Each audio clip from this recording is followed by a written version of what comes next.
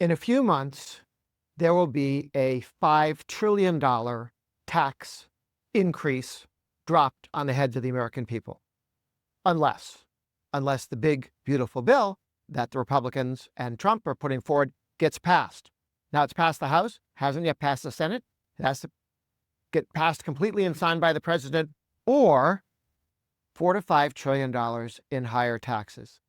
If this bill doesn't pass, your tax rates will go up. I don't care who you are. All tax rates will go up. Low income, middle income, high income, all rates go up. And taxes on businesses, small businesses in particular, self-employed people, all go up. Taxes on business investment to create new jobs and opportunities will jump up. All of these things will slow the economy down, kill jobs, make pay go down. It's to be a disaster. But we are in the process of passing the big, beautiful bill, which is the tax bill of 2017, and making it permanent. So why does that matter? A permanent tax cut is something that everybody can plan on. You can plan your retirement on. You know what's going to happen. You know what your income is going to be. You know how much of it the government's going to take. A businessman trying to decide, should we hire 5 more people? Should we hire another truck? Should we buy another truck? Should we expand the size of our store? I don't know.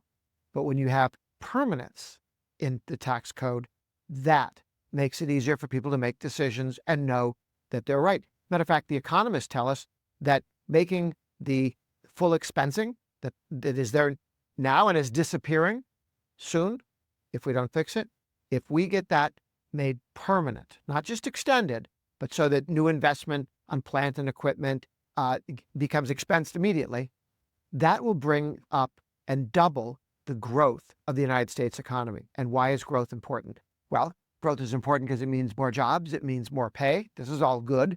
But also for the government's budget, if we grow at 3% a year, which is what we project, rather than 1.5% right now, that's a $4 trillion increase in revenue to the government, not from higher taxes, lower taxes and more growth. That is huge.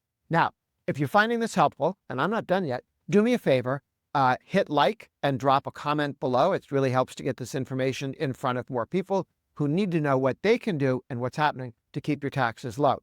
So we want permanent. Why? More growth. We want permanent so businesses can plan for the future. And we particularly want to step forward and make sure that we don't have what happened before under Obama, which is a temporary tax cut under Bush, only lasted 5 years for some of it and 10 years for the rest of it, disappears completely. That leaves all the power in the hands of Democrats who go, oh, we won't extend all of the tax cut, maybe just for some people, unless you give us stuff. So we all get held up. Tax cuts that lapse over time, those are called hostages. And what the politicians do is they say, I don't want to give them more of their money. Let's give them only some of it back. Let them keep some of their money, but we're going to get other more spending commitments there. Very, very important that we no longer have hostages.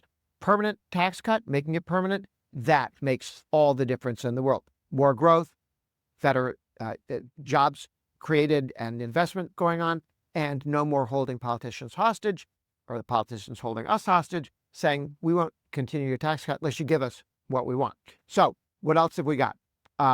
The spending will go down over time. There's a $1.7 trillion in spending restraint in the House bill. The Senate bill is going to look something like that. We're going to cut out a whole bunch of the waste and the nonsense and the fraud that's been going on.